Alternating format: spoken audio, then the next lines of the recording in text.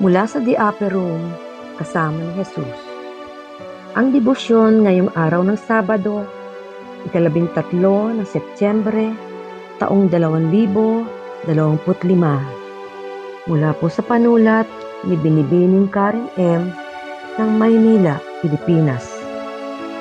Pinamagatang Kamanghamanghang Sanglilikha. Basahin ng awit 104 mula sa talatang 10 hanggang 26. At bigyan tuon po natin ang talatang 24. Ito po ang sinasabi, Panginoon, napakarami mong ginawa. Lahat ay nilikha mong may karunungan. Ang mundo ay puno ng iyong mga nilalang. Kamakailan lamang, nanganak ang aming asong si Badani ng 3 napaka-cute na mga tuta. Bawat kilos nila ay nakakakilig dahil ang cute-cute nila talaga. Nakita ko kung paano sila mabilis na lumaki. Mula pa sa hindi maibukas na mga mata hanggang sa matutong gumapang at sa wakas ay makalakad. Habang iniisip ko ang aming maliliit na tuta, naaalala ko ang pagpupuri ng salmista sa Diyos dahil sa lawak at kadakilaan ng kanyang nilikha. Sa awit 104, detalyadong inilarawan kung paanong dinisenyo ng Diyos ang bawat nilikha na mahalaga sa Kanya. Ang kalikasan mismo ay nagpapahayag ng kadakilaan ng manlilikha.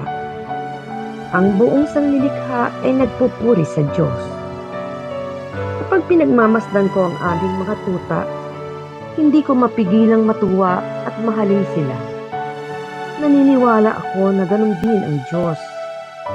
Siya'y natutuwa at nagagalak sa kanyang kamanghamanghang nilikha.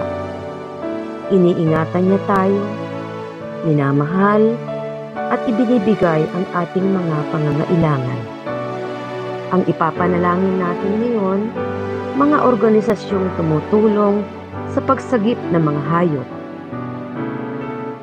Ang panalangin, makapangyarihang Diyos, salamat po sa kagandahan ng iyong nilikha at sa pagpapaalala nito sa iyong dakilang pag-ibig. Nananalangin kami tulad ng itinuro ni Jesus.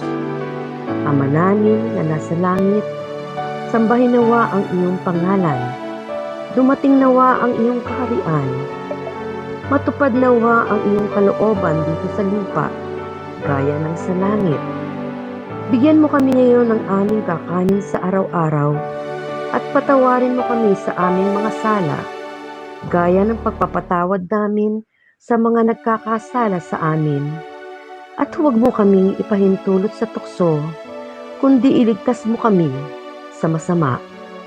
Sapagkat iyo ang kaharian at ang kapangyarihan at ang kalawalhatian, magpakailanman. Amen. Mula sa Mateo 6, talatang 9 hanggang 13. Iisipin ngayong araw, ang Diyos ay nangungusap sa akin sa pamamagitan ng sanglilikha. Isa pong mapagpalang araw po sa ating lahat.